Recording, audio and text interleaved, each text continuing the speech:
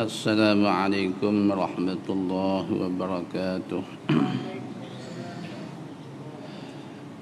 Alhamdulillah rabbil alamin, hamdan hamidin, hamdan zakirin. Allahumma salli wa sallim wa barik ala maulana Muhammad wa ala alihi wa ala jami'il anbiya wal mursalin. وعلى جبريل وميكائيل وإسرافيل وملك الموت وحملة العرش وعلى الملائكة أجمعين وعلى الأولياء والصالحين وعلى جميع عبادك المؤمنين في كل لمحة ونفس عدد ما وسعه عنه آمين. Rabbi salli wa sallim ala Muhammad ya dzal jalali wal ikram, amitna ala dinil Islam. Rabbi shrah li sadri wa yassir li amri wa hlul 'uqdatam min lisani yafqahu qawli wa la hawla wa la quwwata illa billahil aliyyil azim. Alhamdulillah wa syukurillah, syukur kita kepada Allah Subhanahu wa taala. Semata-mata dengan limpah kurnia nikmat Allah Subhanahu wa taala, dipanjangkan umur kita sampai kita pada malam ni 1 Muharram Hijri. Mudah Allah Subhanahu wa taala menggandakan pahala ibadat kita, dan mudah-mudahan sepanjang tahun dan sepanjang umur kita sempena tahun awal Hijri ini diberi barakal amri, berkat umur, dengan sentiasa kita berada dalam majlis-Mu dan majlis-majlis zikir dan seumpamanya. InsyaAllah pada malam ini sambung pengajian muka surat 44 berkenaan semayang jama', baris yang bawah sekali. Qala al-musannif rahimahullahu ta'ala wa nafa'ana bi'ulumihi wa amaddana bi asrarihi fid darain. Dan keempatnya, berkekalan saparnya hingga takbir sembahyang yang keduanya, dan tiada disyaratkan berkekalan saparnya hingga sempurna sembahyang yang keduanya. Ini sambungan cukup 4 syarat bagi jamak takdim. Bagaimana disebutkan dulu ialah jamak takdim ada 4 syarat. Syarat yang pertama, dan pada malam ni kita masuk syarat yang keempat. Jadi syarat yang pertama dimula dengan sembahyang yang punya waktu, itu sembahyang pertama. Kalau zuhur dengan asar, jadi makna zuhur tu dia panggil sembahyang yang pertama, asar tu sembahyang yang kedua. Kalau maghrib isyanya, jadi sembahyang pertama ialah maghrib, sembahyang kedua ialah isyak. Maka kita buat jamak takdim ni pada waktu zuhur, sembahyang pertama. Kita buat malam-malam hari ni maghrib, sembahyang pertama, jamak takdim. Itu maklum pada syarat yang pertama. Yang kedua ialah syarat dia niat jamak pada sembahyang yang pertama. Jadi sembahyang maghrib sekarang jamak takdim, maka niat jamak pada sembahyang maghrib. Pada zuhur dengan asar, jadi niat jamak takdimnya pada sembahyang zuhur. Ada yang ketiga ialah mualat, mana berturut-turut antara sembahyang yang pertama, sembahyang kedua, jangan selang lama. Jadi kalau selang lama, kira-kira celah-celah tu kalau sembahyang 2 rakaat sempat habis sembahyang 2 rakaat, itu tiada selang lama. Jadi tak jadilah sembahyang jamak. Tak jadi semayang jamak takdimnya. Hanya semayang yang kedua tu mesti dilakukan pada waktu asar nanti, pada waktu isya nanti. Itu yang telah kita bincangkan. Jadi kata dia yang keempat, dan keempatnya syarat keempat daripada 4 syarat jamak takdim, iaitu jamak takdim menghimpunkan semayang yang kedua di dalam sembahyang, di dalam waktu sembahyang yang pertama. Jadi waktu asar dikerjakan dalam waktu zuhur, waktu isya dikerjakan dalam waktu maghrib. Dikata semayang kedua, waktu kedua ini semayang yang kedua dibuat pada waktu semayang yang pertama. Ini dia panggil jamak takdim. Yang keempat syarat dia kata berkekalan saparnya, perjalanan saparnya 2 marhalah ke atas itu 90 kilo ke atas, hingga takbir semayang yang keduanya. Jadi kita kata sekarang kita contohkan malam ni kita buat dalam perjalanan kita jamak takdim. Jadi pada waktu maghrib ni semayang yang pertama dia panggil.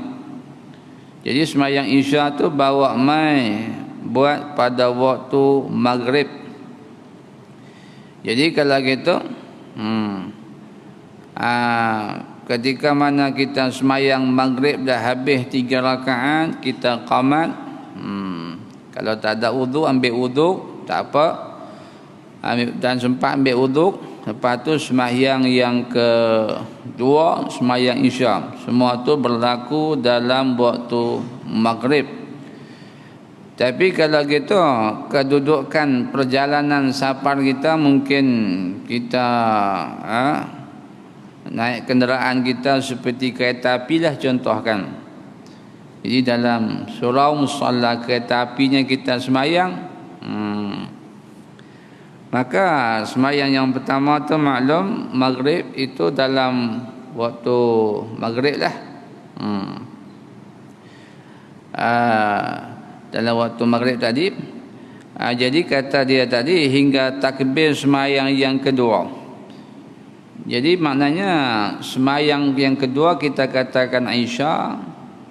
Jadi semasa kita semayang isya tadi, mesti ketika musafar ketika masih kita berada dalam safar, mesti kita masih ada dalam safar. Di setakat mana?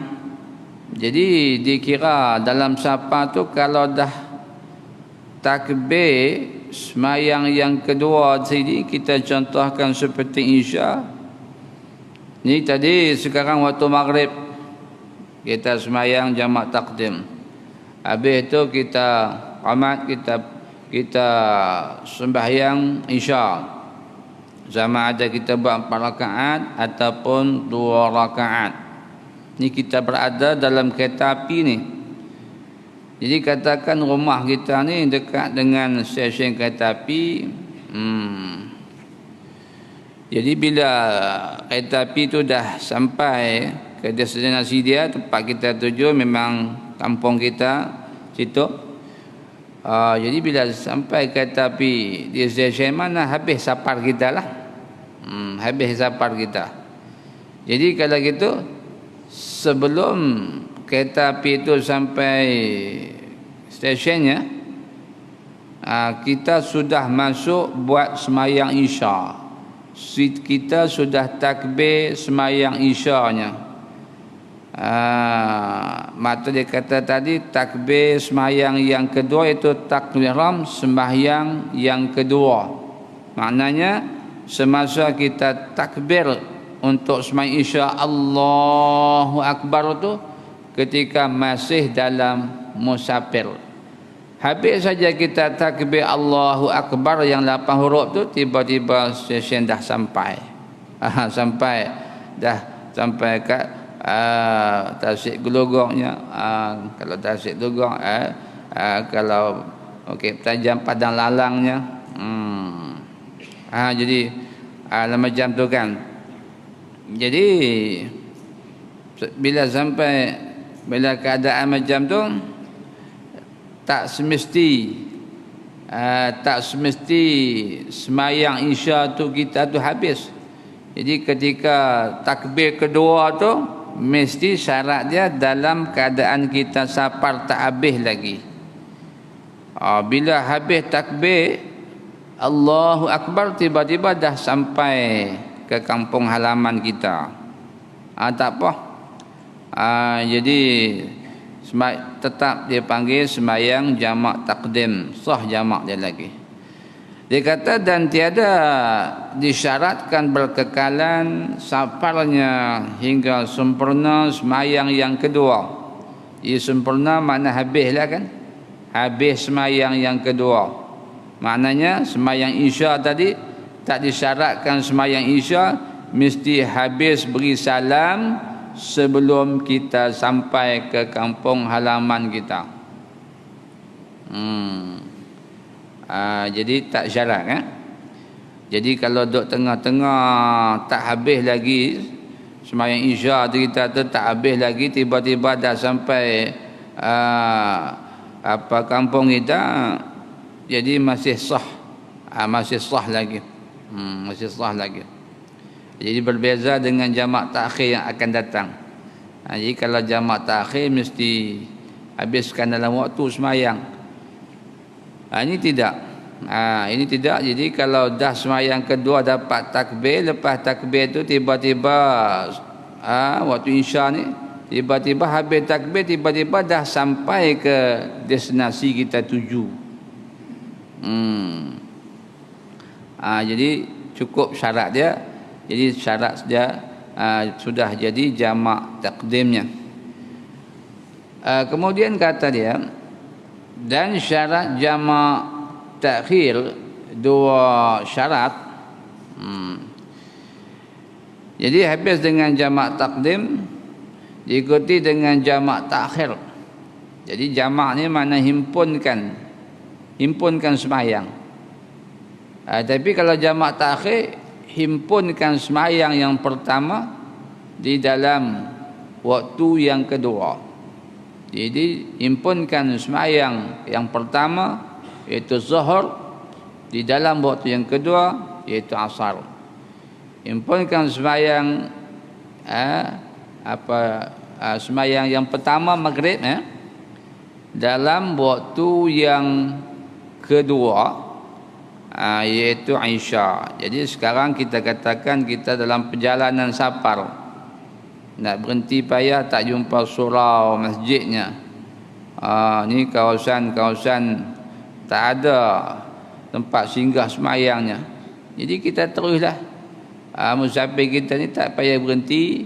Kita berhenti nanti waktu Isya nanti. Dalam pukul 9 lebih, pukul 10 kita jumpa masjid suraunya. Di sini kita buat jamak takhir. Makna kalau maghrib kita buat dalam waktu isya. Maghrib ni yang pertama dilakukan dalam waktu yang kedua iaitu sembahyang isya. Kata dia jadi ada dua syarat. Pertamanya niat jamak pada waktu yang pertama seperti diniatkan hendak takhir sembahyang zuhur, hendak jamak dengan qasar. Demikianlah pada maghrib dengan isya. Demikian seperti zuhur dijamak dengan asar, gitulah maghrib dijamak dengan isya. Jadi hak masalah niat jamak ni masalah jamak takhir. Jadi kita katakan sekarang kita nak buat jamak takhir. Sekarang waktu maghrib kita dalam perjalanan safar. Kalau gitu dalam dia kata tadi niat jamak pada waktu yang pertama, kita kata sekarang waktu pertamanya ialah maghrib, di situ kita kena niat jamak. Maknanya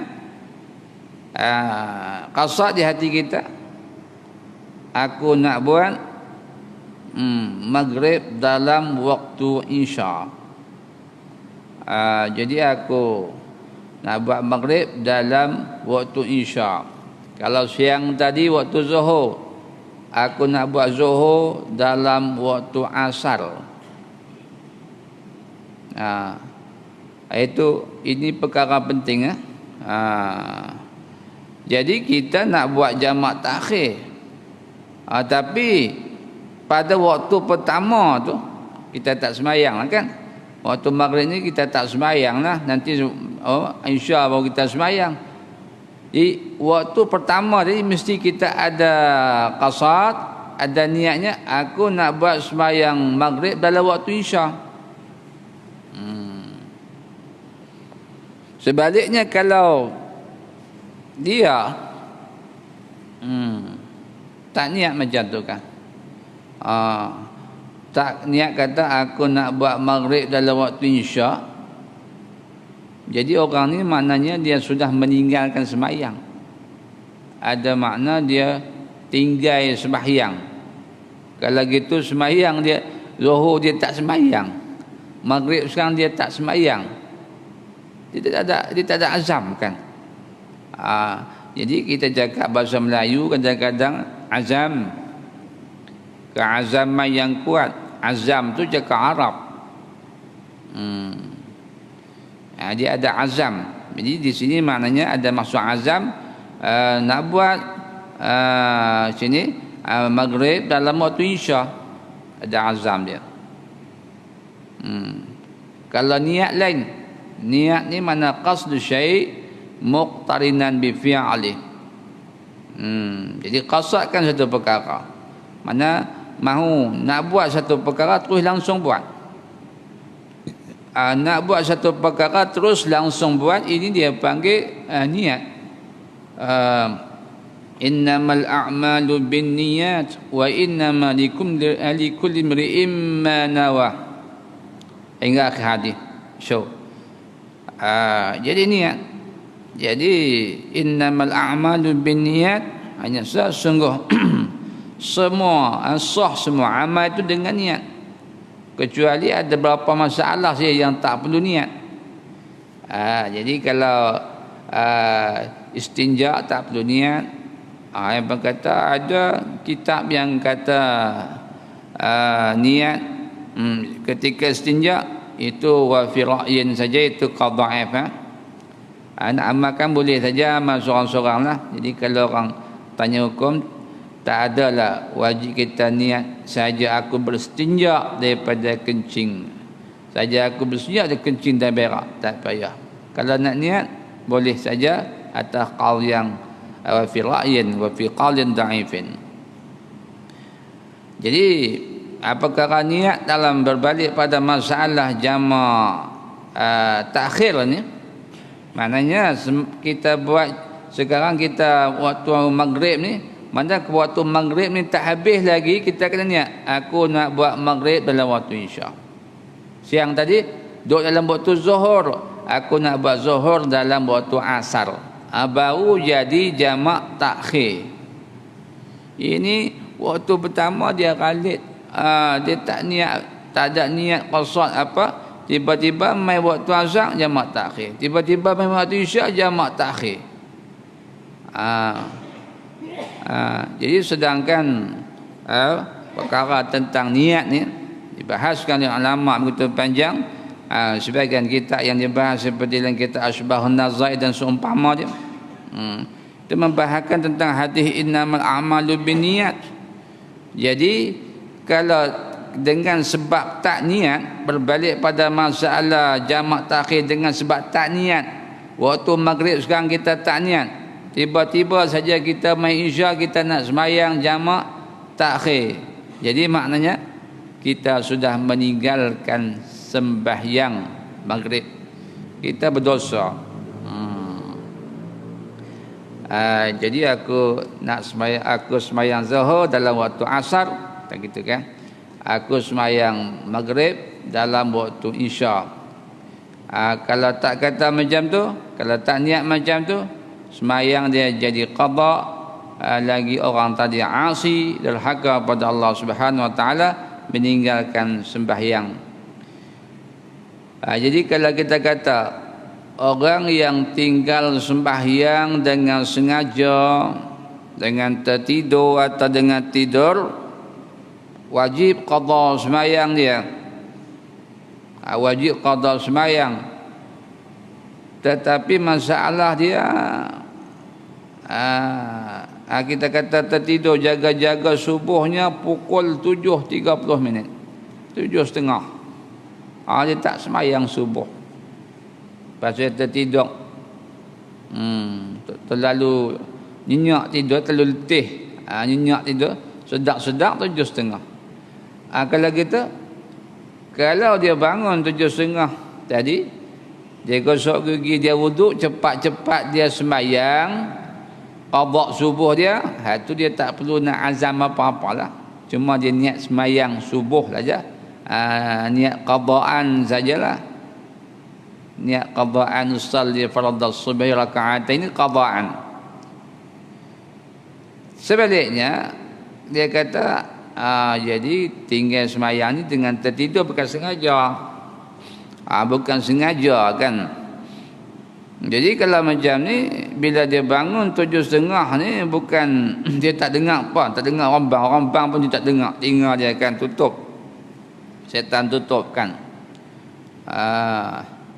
Dalam hadis kan, dalam hadis Bukhari nya, jadi bila waktu malam tidurnya, mai setan, jadi mai setan dia berekah 3 ikatan. Jadi tentera-tentera iblis ni setan, iblis setan diikat orang yang tidur tadi. Jadi bila nak bangun awalnya payah, sebab setan banyak di tubuh kita. Sebab tu tak boleh bangun subuh awal, sebab tu tak boleh kita bertahajud malam hari, sebab banyak setan dalam hati kita dan di tubuh kita. Itu jelasnya kan. Jelas dengan hadis, dia membisikkan, bisik di telinga kita, di hati kita. Dia suka mendatangkan was-was. Dia kata tawilan, lailan tawilan farqud, lailan tawilan farqud, lailan tawilan farqud, malam masih panjang, tidur lagi, tidur. Sebab tu berapa ramai yang banyak tidur. Jadi bila kita bangun daripada tidur, ni hadis kan, bila bangun tidur kita ucap sekurang-kurang, kalau tak ingat doa panjang hak disebut oleh Imam Ghazali ta'ala ma'lain, sekurang-kurang kita bangun tidur tu ada adab kita, alhamdulillah. Tu je ingat kan. Nak kata alhamdulillahilladzi ahyana ba'dama amatana wa ilaihi nusyur, tak ingat, tak apalah, baca alhamdulillah cukup. Kemudian bila kita baca alhamdulillah tu, terangkai berkah ikatan tadi, terangkai dah, setan tu dah tak ada. Bila kita mandi, terbaik lagi lah kan, jaga kesihatan kita. Kalau kita malas mandi, gosok gigi jangan lupa lah. Jadi wuduk, setan duduk kat kita tu, terangkai satu ikatan lagi. Pergi semayang subuh, patah lagi kita semayang tahajud awalnya kan, terangkai satu ikatan, 3 ikatan. Ni bangun tak baca alhamdulillah, apatah lagi tak semayang, memang dia setan lah. Memang setan, dan mungkin dia akan tentera setan. Na'udzubillahi min zalik. Jadi berbalik pada masalah fiqh kita ni, duk cerita qada ni kan. Jadi katakan dia jenis bukan tinggal semayang dengan jadi maknanya tadi dia tinggal semayang dengan terlupa atau tertidur, hukum fiqhnya. Katakan dia bangun 7.30, dia kata aku tak mau buat lagi sembahyang qada subuh ni. Dia kena azam, sematkan hati dia, tanam di hati dia, aku nak buat qada subuh pada waktu zuhur nanti. Dia tak berdosa. Tak mau buat lagi, nanti nak zuhur, sembahyang zuhur, nak buat qada subuh. Nak qadaan nanti waktu zuhur. Tak apa. Tak apa. Jadi dia tak berdosa. Ni dia tak qasa apa? Dia tak qasa. Dia buat khalid, dia sarapan, dia sembang, dia buat kerja dia apa semua. Tiba-tiba waktu zuhur barulah nak buat qada tanpa qasa. Aku nak buat qada subuh dalam waktu zuhur. Maka dalam sepanjang pagi itu duk dengan dosa. Ini dikira dosa asi, mukmin yang asi. Derhaka pada Allah Subhanahu wa taala. Ini kes tertidur ataupun terlupa kan, balik kepada hadis Nabi, tinggal dengan sembahyang tertidur wajib qada. Apatah lagi kalau qiyas dengan aulawinya. Tak ada dalam hadisnya kalau tinggal sengaja wajib qada, carilah hadis tak jumpa. Jumpanya kalau tinggal sembahyang dengan terlupa, dengan tidur, hak tu Nabi kata kena qada. Kalau tinggal dengan sembahyang dengan sengaja tak kena qada. Gitu kan? Tidak. Jawapan dia tidak.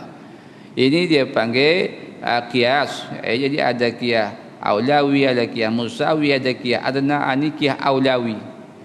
Kalau tinggal sembahyang, Nabi kata tinggal sembahyang dengan terlupa, dengan tertidur, dua perkara tu antara dua tu pun kena qada.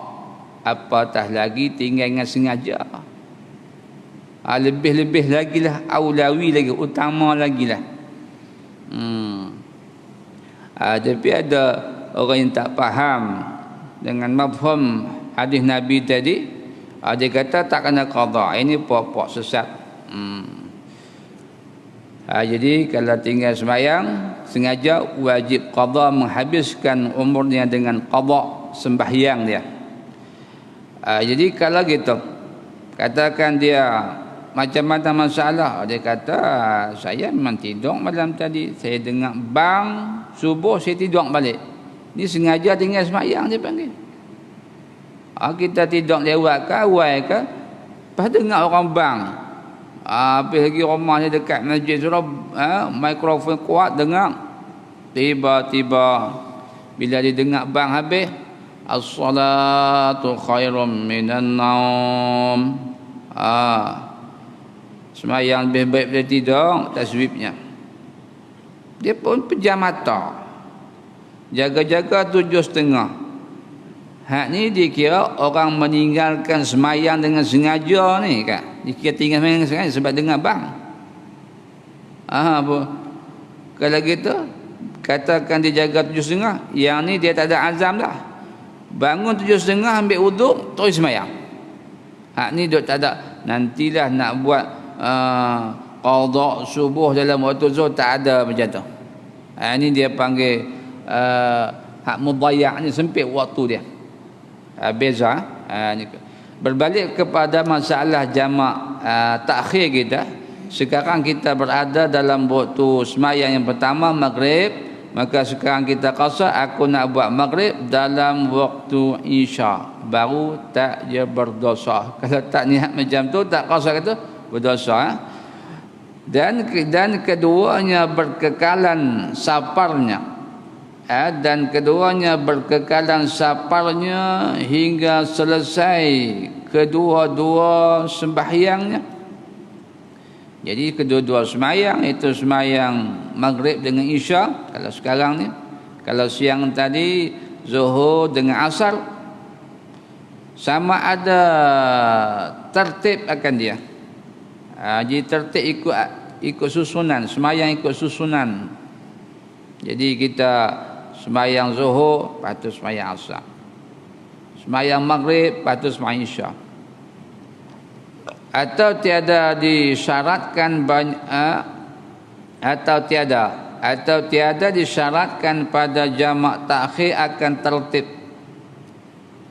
Atau boleh saja kita buat jamak takhir ni, kita kata sekarang Jamak takhir kan kita kata dah habis maghrib dah masuk isya, kita nak buat jamak takhir, kita nak buat isya dulu. Habis nak buat isya, barulah kita buat sembahyang maghrib. Ini tidak ikut tertib. Jadi tertib tadi sembahyang maghrib dulu lah.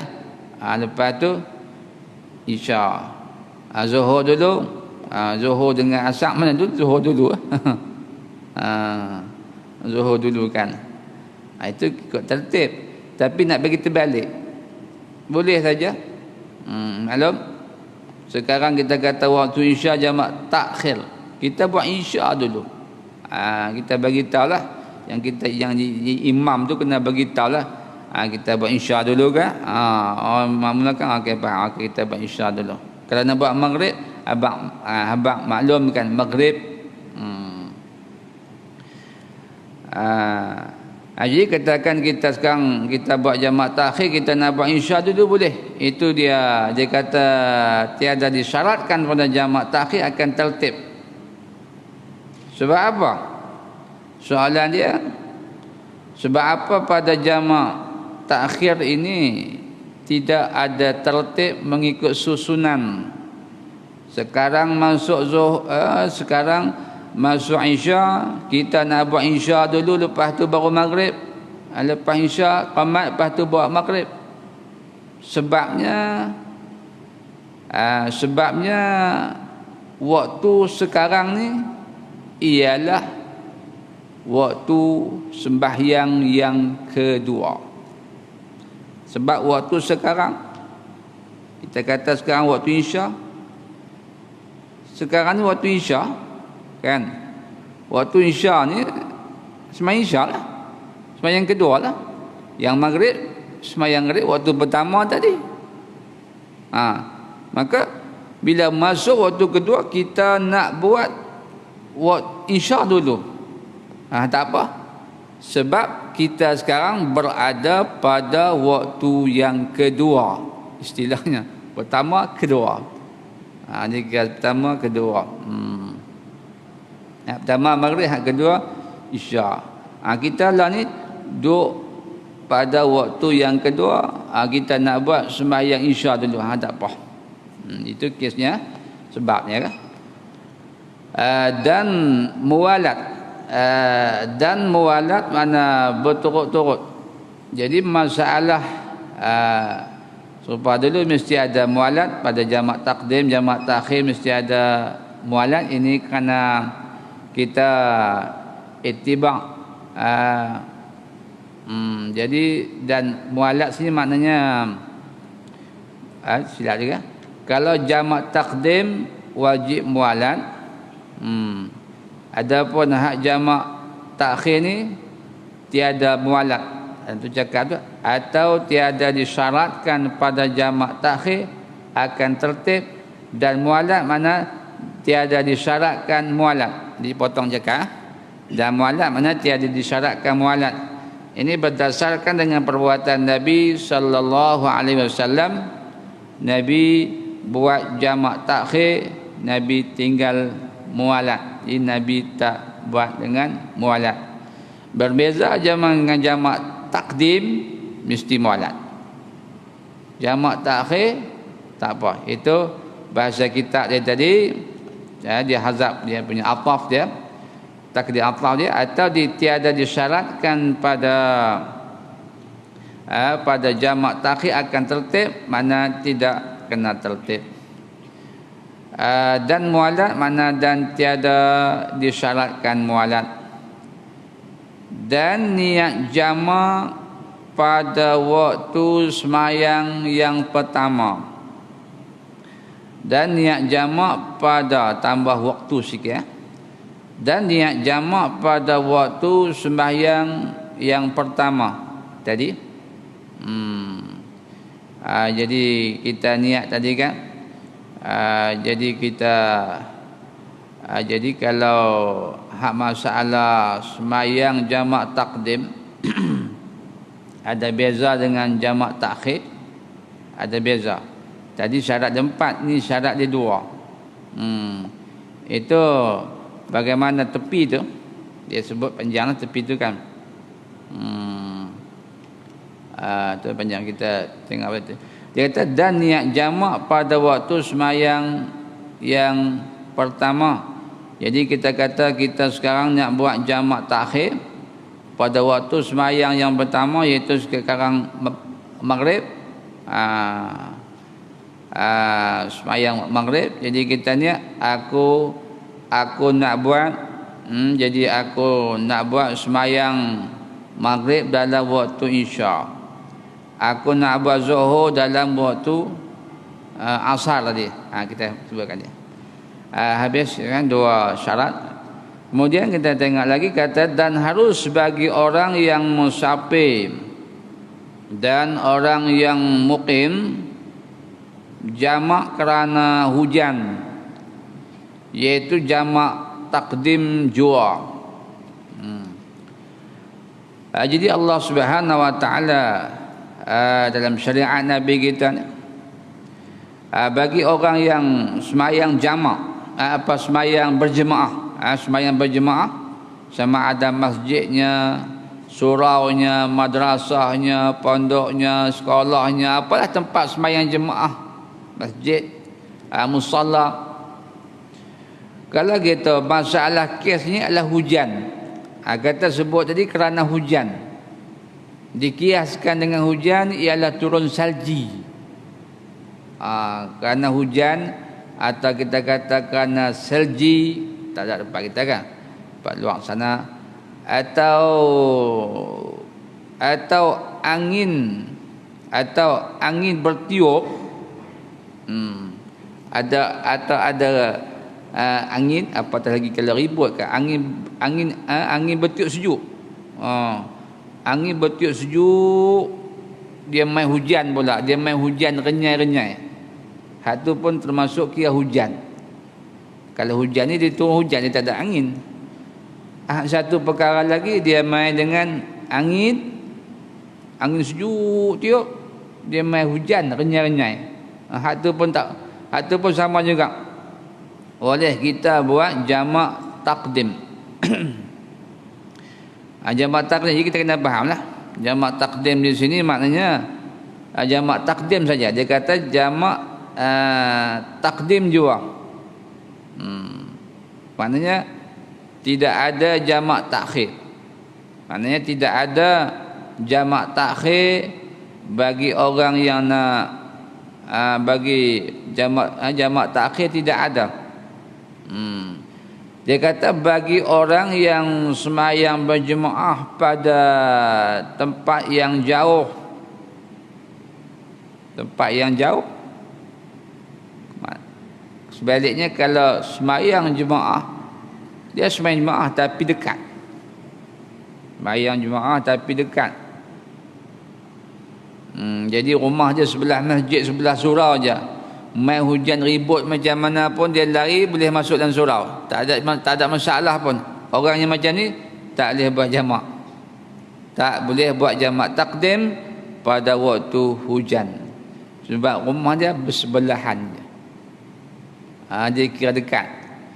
Ibarat dalam kita ke tempat yang jauh. Jadi kalau jalan kaki ke, motor ke, naik kereta, tak kira lah keluar ni memang basah lah kan. Basah badan dia, basah kaki dia, kain dia. Jadi masalah jamak ni kita kena faham, iaitu tempat jemaah tadi sama ada masjid ke, madrasah ke, pondok ke, sekolah ke. Janji jauh daripada rumah. Kalau dekat tak boleh. Itu bahasa dia tempat yang jauh kata. Jadi kita kena faham. Jadi kita faham susunan bahasa kitab tu, yang tempat sulit-sulit. Jadi kalau ketinggalan tu, jadi salah faham kita. Jadi salah faham kita tentang ibadat. Ini yang faham rumah saya dekat masjid boleh. Itu dia jawab dah, tempat yang jauh. Mana tempat yang jauh, bukan rumah dia dekat masjid, bukan rumah dekat surau. Dan dia kata pula jemaah, semayang yang berjemaah. Kita pergi surau masjid tu katakan kan. Masjid mungkin ada. Kalau jemaah. Tapi surau mungkin kadang tak ada. Kita nak buat masalah. Kita sampai kat surau tu. Memang kita sembahyang seorang. Kita tahu memang tak ada orang nak sembahyang surau tu. Kita seorang nak sembahyang. Tak ada kawan nak sembahyang jemaah sama kita. Memang yakin dah. Hujan kata hujan kita pilih kok ada orang sembahyang jemaah sama kita. Tapi harapan kita tipis. Mungkin mudah-mudahan kita sembahyang seorang tu ada jin Islamnya apa ikut kan. Mudah-mudahan lah kan. Dah tak ada kawan-kawan dengan jin Islam tu lebih baik lagi lah. Dia kata kawan manusia yang tak mau datang sembahyang sama kita kan. Jadi kita kira manusia dia. Kita tahu tempat tadi jauh dengan rumah kita. Salahnya. Jauh daripada rumah kita. Masjid surau tu. Pergi situ. Kat surau tu. Memang kita tahu tak ada orang. Kita sembahyang seorang. Tak ada jemaah. Sembahyang seorang. Jadi masalah macam ni. Tak ada jamak takdim juga. Tak ada jamak takdim juga. Sebab kita buat sembahyang kat masjid surau tu. Tak ada jemaah. Itu dua perkara yang kita faham sini. Maknanya tempat jauh. Kalau rumah kat masjid tak boleh buat jamak takdimnya. Jadi kalau masalah dia mayang kat masjid seorang dia tak jemaah, hak tu pun tak boleh buat jamak takdim. Ada tak kata dia kita iaitu bagi orang yang sembahyang berjemaah pada tempat yang jauh dan menyakiti akan dia oleh hujan pada jalannya. Rumah dia jauh daripada masjid, surau. Kalau pergi lagi memang basah pakaian dia. Dan jika sedikit sekalipun sekira-kira basah olehnya akan ia tertinggikannya. Hujan tu tak lebat lah mana. Sedikit hujan tak lebat mana. Kalau basah pun basah kain hak belah atas sikit. Tertinggi kainnya mana. Jadi kain dia pakai jubah jadi belah atas tak basah semualah. Mana hak belah atas ni dia panggil apa tadi, dia kata tertinggi kainnya mana basah ke atas bawah tak basah pun. Atau di bawah telapak kausnya, atau basah tadi belah bawah dia, atas tak basah mungkin. Dia pakai payung kita kata kan. Pakai payung, bawah basah juga, atas tak basah dia pakai payung. Dengan syarat ada hujan pada awal dua sembahyang dan antara kedua-duanya sembahyang dan pada salam yang pertama. Titik tentang. Jadi masalah sembahyang ketika hujan ni harus dalam fiqahnya dalam kitab menjadi dalam kita ni matlaq badrain hingga kita Arab banyaknya dibincangkan masalah ni adalah hadis apa semua. Jadi kalau gitu kesimpulan kita kena faham ini dia kata jamak takdim saja, tak ada jamak takhir. Bila kata jamak jangan faham qasar. Jamak boleh qasar kalau kita musafir dua marhalah 90 kilo. Tapi sekarang ni ceritanya kita duduk di rumah. Bukan musafir, ini kita hadar. Jadi rumah kita dengan Masjid Pajak Song ni jauh. Kalau naik motor kereta memang basah. Bila sampai kat Masjid Pajak Song ni waktu zuhur. Jadi kita buat sembahyang zuhur di Masjid Pajak Song walaupun dia orang Pajak Song. Jamak apa? Jamak takdim. Mana sembahyang zuhur 4 rakaat, kemudian qamat kita buat pula sembahyang asar 4 rakaat dalam waktu zuhur. Tapi mungkin tak pernah buatlah. Hukumnya ada, tahu cadangkan. Ini cerita musim hujan kan, hujan lebat ni. Maknanya kalau kita mai waktu asar pula nanti memang basah lah kan. Memang basah. Ini mana satu keistimewaan dalam syariatnya. Mungkin masuk dalam makna al-masyaqqah juga kan. Al-masyaqqatu tajlibu taysir. Jadi kepayahan menarik kepada mudah. Bila payah-payah nanti nak mai asak memang hujan lah adat biasanya. Ada ni kita mai semayang jemaah, syarat berjemaah lah, jangan main seorang. Kalau main seorang masjid tak ada jemaah tu tak boleh kita nak buat jamaah. Syarat dia ketika kita buat jamaah tu memang secara berjemaah pada semayang yang pertama dan semayang yang kedua. Maknanya sampai masjid Pajasong kita ada jemaah ramai, kita nak buat semayang zuhur sahaja, aku semayang zuhur 4 rakaat, makmum ke imam ke, jamak takdim lah. Apa tu habis semayang beri salam qomat, buat pula semayang sahaja aku semayang asar 4 rakaat kan Allah Ta'ala. Sahaja semayang asar 4 rakaat ni macam biasalah. Jadi kita sudah buat satu perkara hak yang rukhsah yang diberi kepada kita, itu rukhsah ni maknanya kemudahan lesen. Agaknya kita kena tangguh-tangguh lah. Dia kata dan tiada mengapa putusnya pada pertengahan sembahyang pertama. InsyaAllah lanjutan masalah dia. Wallahu wa rasuluhu a'lam. Bismillahirrahmanirrahim. Alhamdulillahirabbil alamin. Allahumma iftah lana abwaabal khair wa abwaabal rizqi wa abwaabal ilmi wa abwaabal rahmah. Allahumma bikaramika an taghfir lana wa liwalidina wa limashayikhina wa liman qara'a alaina wa qara'na alaihi wastafada minna wastafadna minhu birahmatika wa karamika wa judika wa an taj'ala ma qara'na liwajhikal karim khalisan. Wa sallallahu ala sayyidina Muhammad wa ala alihi wa sahbihi ajma'in walhamdulillahi rabbil alamin.